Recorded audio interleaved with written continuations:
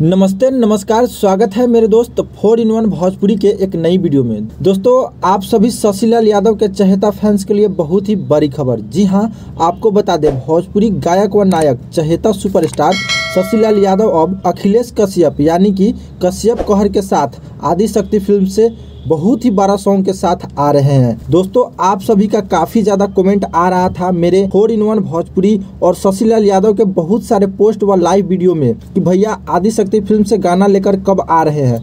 तो दोस्तों, फाइनली आप सभी को बता दें, बहुत ही जल्द, बस कुछ ही दिनों में भोजपुरी जगत के बहुत ही चर्चित गीतकार अखिलेश कश्यप यानी कि कश्यप कहर के साथ शशि लाल यादव बहुत ही बड़ा धमाका सॉन्ग लेकर आ रहे हैं आदिशक्ति फिल्म से।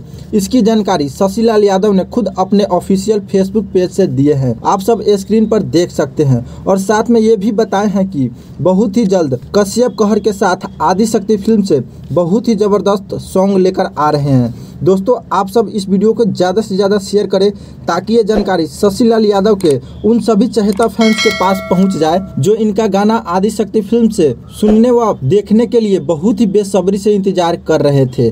जी हां, एक खास बात आप सभी को बता दें, जैसे ही शशि लाल यादव के गाना का पोस्टर आदिशक्ति फिल्म के माध्यम से रिलीज होगा, वैसे ही आपको 4-in-1 भोजपुरी के माध्यम से आप सभी तक ये जानकारी न्यूज के माध्यम से मिल जाएगा। तो जितने भी दोस्त अभी तक मेरे इस चैनल को सब्सक्राइब नहीं किए हैं तो प्लीज सब्सक्राइब कर ले और साथ ही बेल आइकन को दबा दे ताकि भोजपुरी इंडस्ट्री से रिलेटेड कोई भी खबर, कोई भी न्यूज आपसे मिस ना हो। जी हाँ, मैं जेपी राजा, फिर मिलते हैं नई और ताज़ा खबरों के साथ। तब तक के लिए बने रहें सबसे तेज व विश्वसनीय न्यूज चैनल 4-in-1 भोजपुरी के साथ। जय भोजपुरी।